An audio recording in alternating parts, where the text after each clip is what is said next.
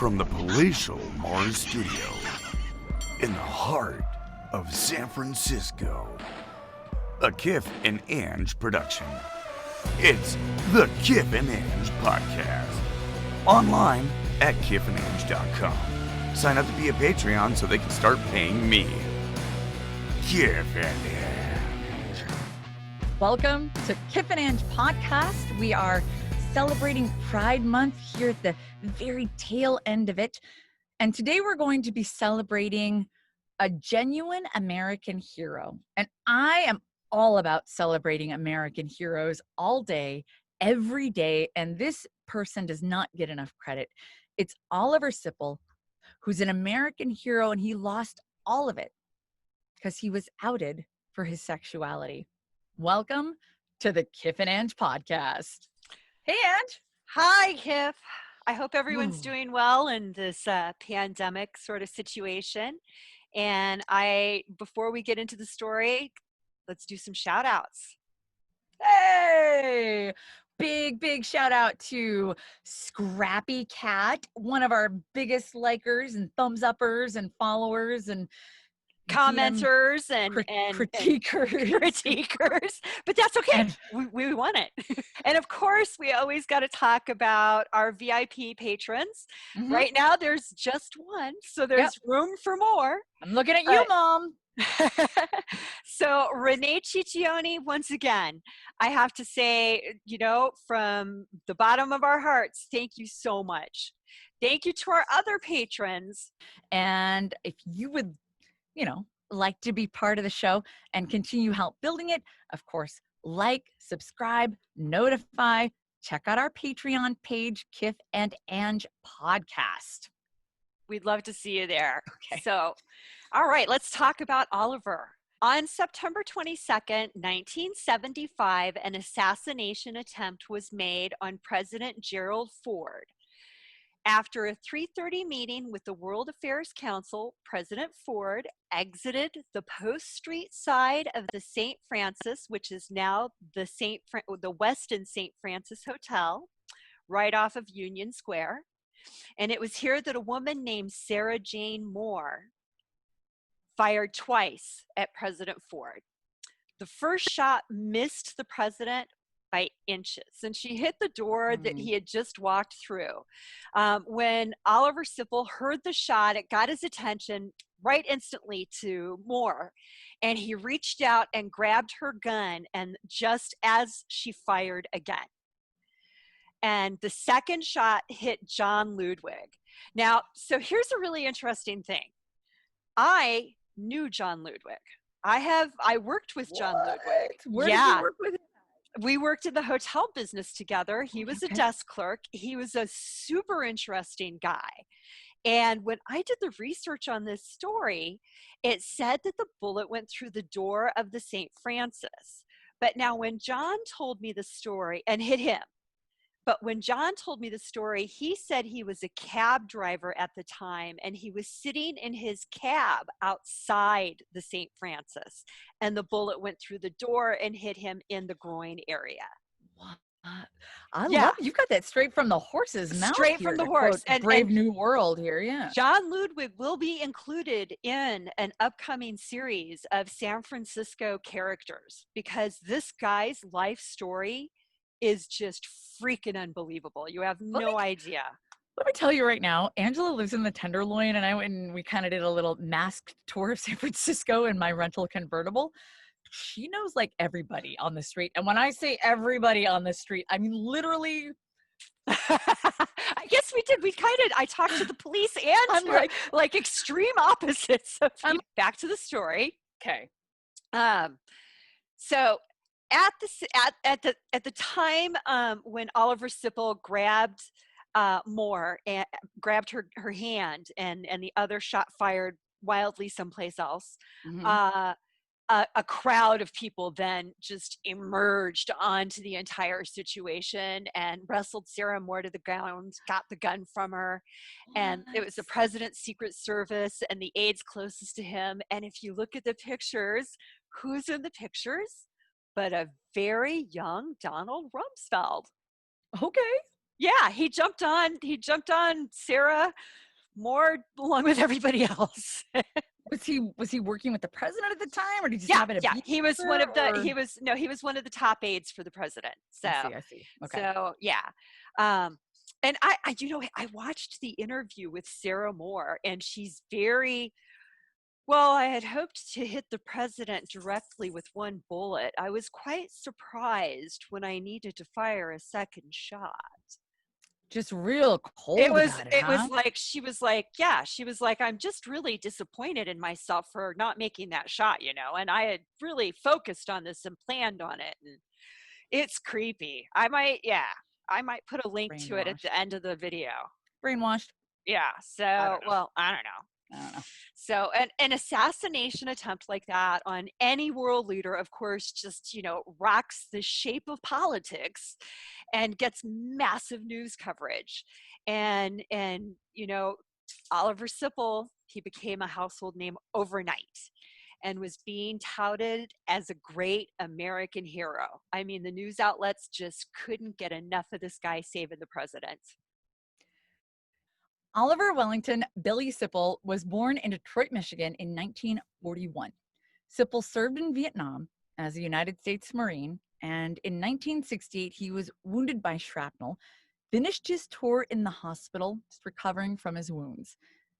He later moved to San Francisco, and while living in the Mission District, he was working as a merchant marine.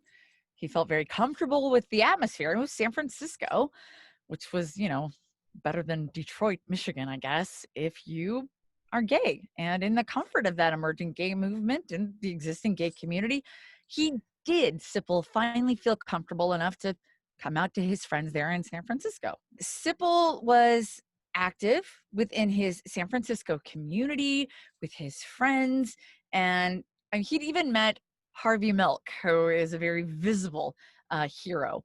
Sipple was inspired to be part of Pride and Pride parades in San Francisco. So he wasn't just out with his friends or He was out in the city. He was out in San Francisco and part of it all. Yeah. Oliver Sipple had no intention on seeing Ford that day. The president happened to be in San Francisco, and Oliver Sipple lived in San Francisco. He just happened to be in Union Square when he saw a crowd of about 3,000 people gathered. What's going on over there? Yeah, exactly. That's the same thing I would do. Well, what's going on? So we hung out, thought, oh, a chance to see the president. Oh, why not? You know what I mean? I do it all. Whenever I hear there's like somebody in the area, I hang out. I don't lie. It's all the time I see people in San Francisco. When Obama's motorcades would come into San Francisco, I would always hang out and just kind of even just try to get a little glimpse because everybody else was. I saw Prince Charles. You saw Prince Charles? He's in San Francisco. Oh. No kidding. I'm kidding. Not a lizard person. That's just a joke. Allegedly, as our hero says. He found out why the president was hanging out, and he thought, I'm going to go check it out. And if he hadn't hung out and decided to see the president or just try to get a glimpse of him, the world might be an entirely different place. Could you imagine? What would have happened? I don't even know who Secretary of State was, because Ford was president because Nixon got impeached. Oh no, you won't even guess who. Henry Kissinger. Henry Kissinger. This should be in our conspiracy podcast, that Angela. Would have been crazy. Henry Kissinger. Yeah. Okay. Keep going. After the shooting, the Secret Service took his information, and Sipple was really just like, we don't need anybody to know about me or my name or my friends or anybody I hang out with. I get this is a big media deal, but I'm just trying to keep things cool here in San Francisco at a time when, gay people are even more persecuted than they are today. So when he finally did speak to the media, he requested, please do not make my sexual orientation a part of this story. And he explained why. He was not only not out to his employer, or to his family. And I feel like because, I don't know about you, Angela, but for me, I cannot imagine just not being open about your sexuality and not living in a place where it's comfortable to do that. But I But think we're that's just talking part of about our bubble of San Francisco we're in talking about him. 2020. Yeah, yeah. Yeah, He came that's from it. Detroit, Michigan, and this Yeah. is 1974. I mean, it You wouldn't know, matter. Even in and San Francisco, there was a stigma. I mean, look at half we these already serial talked about the killers. Doodler murderer. Exactly, Exactly. exactly. So, Exactly. So yeah, and it was completely and 100% legal for an employer to say, "You're gay? I don't want you to work here." but this is kind of just like the taste of the beginnings of the awful 24-hour media cycle that we're in now beginning. And the media was hungry for this story and was completely unsatisfied to do this. 2 days after the assassination attempt, the San Francisco Chronicle's own Herb Caen broke the story of the gay Vietnam veteran that saved the president's life. We should all note again that this happened just a couple of weeks after Squeaky Fromme, that's the Manson family, tried to assassinate Ford. So, I mean, it was There's your conspiracy theory. There's about your that's my conspiracy two theory. women tried to kill Ford within 2 Right? weeks. Isn't that And that Squeaky being Fromme, said, she was part of the Manson yeah, family. that's a whole different kind of brainwashing. I can almost, now that I'm thinking of that, maybe the other chick was just some crazy copycat killer. You know what I mean? I'm taking back my conspiracy I theory don't now. know. I don't know. I'm going to put a link to Sara Jane Moore's interview on YouTube at the end of this so that people can go check it out and see what I'm talking about when I talk about her. And So, mind you, I'm regularly wrong about all things. So that's just a complete theory and you get no credence for it. yeah, it could go either way. Honestly, Yeah, exactly. you guys need to watch it. So That, this is the thing yeah. is the media gets all over him. Herb Caen writes that story, you know, He outed gay, Sipple. Now gay, everybody act, knows. gay activism gets mentioned. Harvey Milk got interviewed. They're like, "Hey, Harvey, you know him?" You know, and Harvey's Harvey.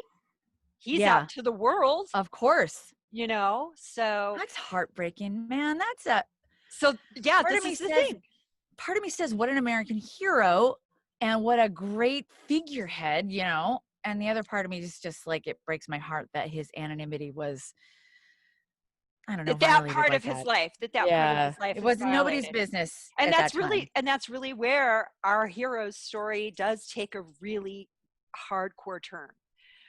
A turn a lot of people are going to have probably a hard time understanding today, like you just said, because Mhm. you know, I remember 1974. I remember Anita Bryant constantly giving interviews. I remember just the worst things being said about homosexuality and gays and lesbians and all of it. It was just so anti. And so Oliver's family back in Detroit, they didn't know he was gay.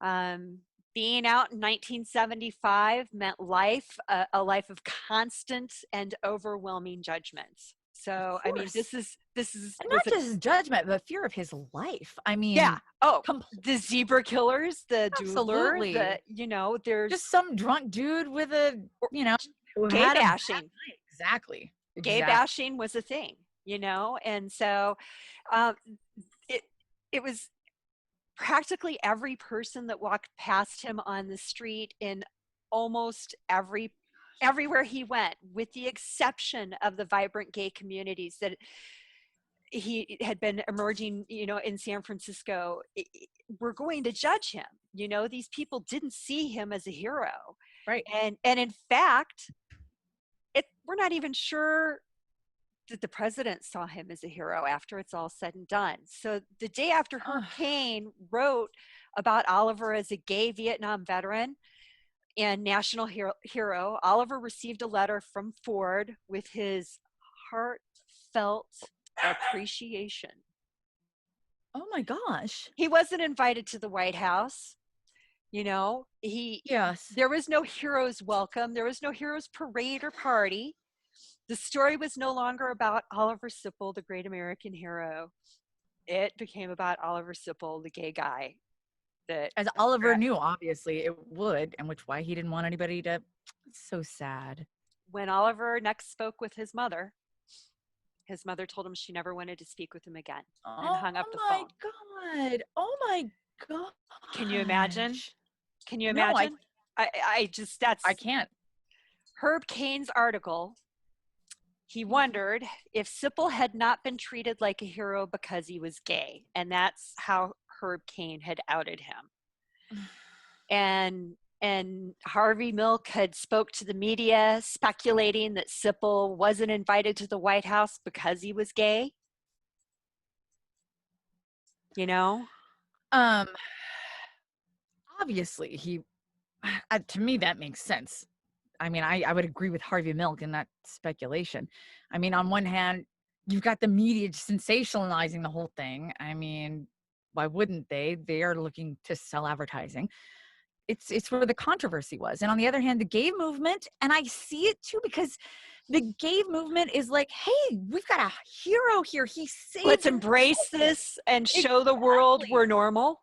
And come on out. We're here for you. We're going to stand Not a mental illness. I know. Not a mental illness. Putting him, which is, I think, just finally got amended in the final state as it being not a mental illness. Anyway, he put him forth as a gay hero. Furthering the gay community wanted him to put him forth as a gay hero to further the LGBT agenda of acceptance of, just maybe being able to walk down the street without being harassed. Nobody had Oliver Sipple himself in mind. Mm-mm. They were not considering himself as a human. He was, boy, it's kind of like today, right? With the constant retweeting and the cancel. It's nothing to do with that person. Yeah. It has anything to do with furthering your political agenda. You're going to ruin anybody you doxing before doxing was a word. Yes. And use them politically. Gosh, that's awful, man. And I don't think that they really, I mean, maybe I'm wrong, but I don't remember the hardcore conversation of outing people happening until that magazine Out started. And I don't know what year that was, but it was way after this. You know what I mean? So I don't even know if that was like a don't do that, or how did the gay community feel about it then? That's crazy. I don't know. I guess Sipple attempted to sue the Cron for invasion of privacy, along with some of the other media outlets who had started outing him. But all of his suits were dismissed. And this is crazy. They dismissed the suits. Yep. And it's kind of that butterfly effect of what the paparazzi became. Princess Diana, where it's, if you're any sort of a media figure, then the media can do whatever they want with you. But how do you become a media figure? The media makes you one. Isn't that crazy? I don't know. That's exactly it. It's a confusing situation. Mm-hmm. So unfortunately, he was estranged from his family for several years. But I guess in the 80s, the mid 80s, his parents finally opened up a little bit. In that kind of old person way that, we kind of all know. We know, but let's not talk about it. Well, I have to give our elder generation some big credit for being so much more open. I mean, I was very easily and happily exposed to gay people as a child, even in my small rural California community, which tends to be a little, less accepting of that kind of thing. But that was never an issue. I remember knowing older people who thought gay was a very stereotypical sort of thing that it would be completely politically incorrect for me to describe at the moment. And that's immediately where minds went back in that day, is floppy wrists and tight pants and it doesn't really matter, but of course I think that's what older people had in their head when they thought, oh, gay man, even though he was, he served his country in combat.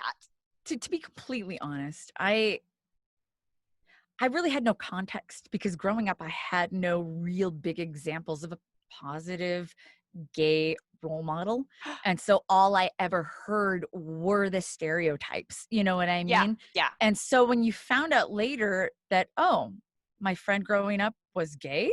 Yeah. Oh, you know what I mean? Well, that, you had no idea at the time. In fact, I literally grew Yeah. up across the street from a gay bar. And You had no let me tell you the name of the bar. It's in Rockford, Illinois.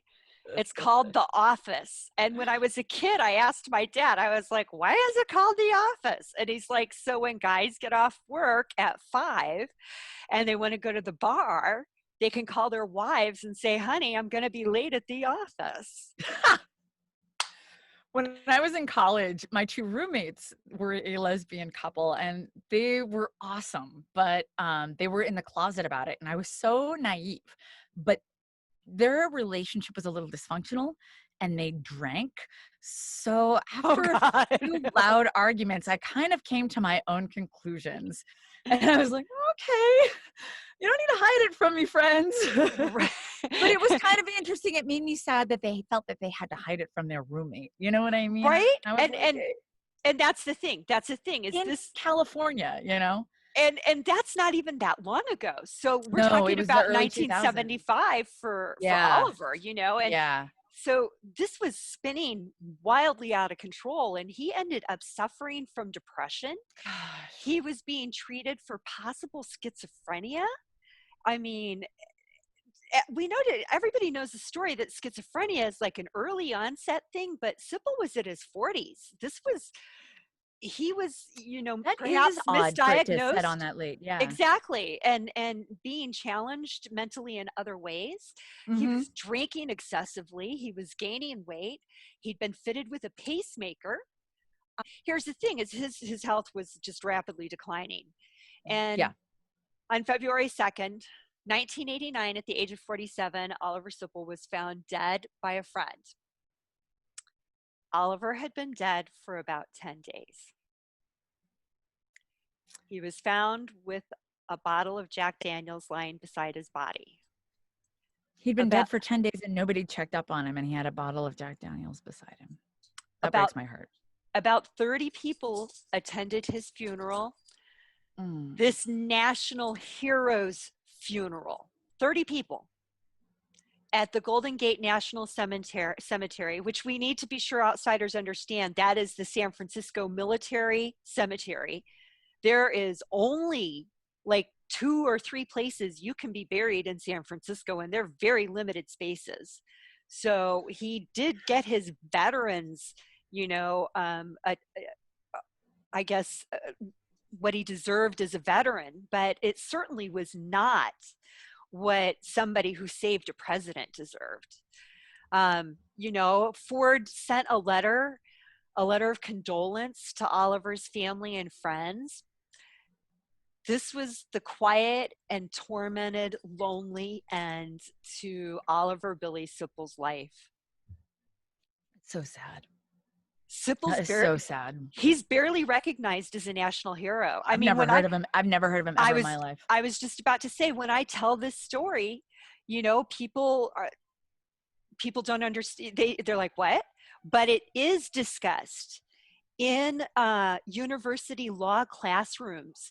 It is a topic, a media topic for a number of classrooms and students, because there's been at least one play rather. Barney says. Oh no, that's Buddy jumping around on the bed back there playing with a toy. Buddy loves live theater, so he approves of plays. He does. He does. He He wanted to get in my lap earlier. He was around my legs, but so now he's just going to get on camera. Yes. His way. Okay. Hello. So, yeah. So there was one play. There's been a couple of songs. I listened to one of the songs. It really tells the whole story. Okay. You know, it was a really great song. And in 2018, Warner Brothers contracted Daniel Pearl to write a movie about the assassination attempt. Right? Yes. So I was like, I was all online looking for please. this movie. Oh, and it'd be filmed in San Francisco, and we get to see all the things. No. Oh. No. They didn't do With it? Sipple's story, it appears the movie was made based on the Reagan assassination attempt instead. It's gonna get made. People are always looking for things to tell. I'm telling you, there's so many of these really great untold stories out there. Yeah. If we ever get out of the pandemic, I got a list for somebody, for a movie developer. I'm happy to send you my list. So anyway, I couldn't verify online whether Oliver had a plaque on the Rainbow Walk on Castro Street. And we didn't do that on our trip. No. We should have. So We should have thought on I researched that hardcore, and I couldn't find it anywhere. So Well, if you've got a picture, let us know in the notes, or comment below. Yeah, if you're on Castro Street, put yeah, a picture in the comments, email it to us, whatever, we'll happily add it to a later podcast and revisit this, because sincerely, what this podcast has been about and what we're finishing up Pride Month with is really somebody who deserves so much more than the way his life ended. And I want the world to know that there are people in San Francisco that recognize Oliver Sipple as a national American hero. I know I do now. Yeah. I'm not kidding. For me, and I know America's not the biggest, popularity contest right now, but I love America, and I love all American heroes. And I am a huge fan of American hero, Oliver Sipple. Thank you so much. Oh my gosh, thank you so much. Save the last queer bar in San Francisco. Aunt Charlie's Lounge at 133 Turk Street, right near where the Compton Cafeteria riot was. A vibrant and historic gathering place for the LBGTQIA community since 1987. Although they were able to raise the money to reopen, they're going to need all the support they can get when they do open the doors again. So keep an eye on their website for reopening news at www.auntcharlieslounge.com. If you like this episode of Kiff and Ang, be sure to check out this episode about the Compton Cafeteria riots. Don't forget to subscribe. Thank you.